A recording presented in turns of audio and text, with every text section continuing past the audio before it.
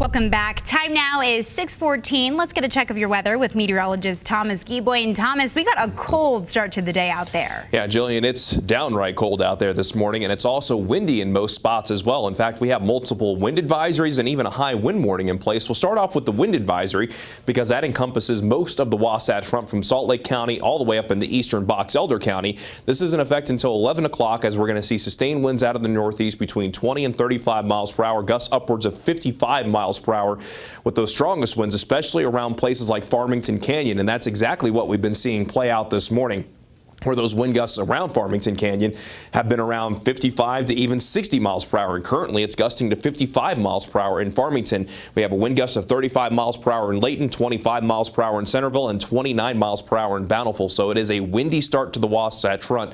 And we also have windy conditions in southwestern Utah, a high wind warning in effect for lower Washington County. This goes a little bit longer until 5 o'clock this afternoon, as we'll see sustained winds between 30 and 40 miles per hour, gusts upwards of 60 miles per hour. And at last check, it was gusting around 55 miles per hour in Hurricane. So we are seeing those strong winds playing out this morning with those strong canyon winds. Winds are mainly out of the north and out of the northeast.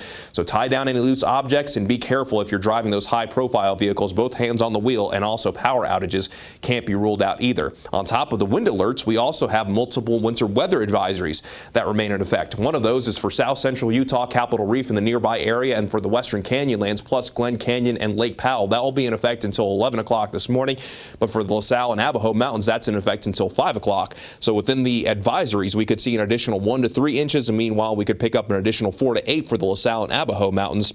And on top of all of this, blowing snow going to be a possibility with how strong the winds are out there this morning. Most of what we've seen in northern Utah has come to an end. We are still seeing times of blowing snow where those winds are strongest, but we're still tracking scattered to isolated snow showers in the south central and eastern portion of the state. So this morning, if your commute is long enough, chances are you're going to run into some slippery conditions thanks to either snow that is falling or from blowing snow as well. And even patches of black ice can't be ruled out. Here's the view down in southeastern Utah, Monument Valley, where it looks a little bit foggy, and it looks like we've also picked up some fresh snow down in southeastern Utah for this camera view. But at Park City Mountain, absolutely beautiful. We got mostly clear skies above, still have some patchy blowing snow out there this morning, but what we're feeling is just those cold temperatures with those clear skies in Park City. The Wasatch back, we're starting off at 3 degrees in Heber City. It's 12 degrees in Logan, 22 in Salt Lake, 15 in Provo, and 31 degrees in St. George. But when you factor in those winds, you can take off at least 5 degrees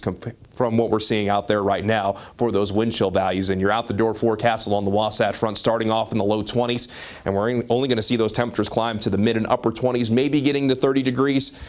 You're going to want that jacket all day today, and we're going to get partly cloudy skies, and those winds will gradually begin to ease as we go from late this morning into the afternoon. We'll see a high of 30 in Salt Lake, 26 in Logan, 30 degrees in Provo, 24 in Cedar City, 44 in St. George, and a whopping 10 degrees in Vernal. Let's go ahead and begin the Futurecast. 8 o'clock this morning, and the best chance for wet weather will mainly be in the eastern portion of the state as we make our way into this afternoon. Still have a good chance around Lake Powell and around San Juan County as well, but that chance for wet weather will gradually come to an end as we go into tonight. But for our Tuesday, we could see some isolated snow showers in the northern portion of the state, but I think that chance is actually going to be a little bit better with a little bit more energy coming in going into our Wednesday with isolated snow showers that can't be ruled out. So we're going to have that chance for wet weather, but those cold temperatures, they are going to remain. In St. George, we get windy conditions and a high of 44, but the next several nights will be in the 20s, with daytime highs continuing in the mid 40s, keeping mostly dry conditions throughout this week, and maybe a slight chance by the end of the weekend. Then along the Wasatch Front, a slight chance for Tuesday, maybe a little bit better of a chance going into our Wednesday. Highs right around 30 degrees, overnight lows right around 20 degrees.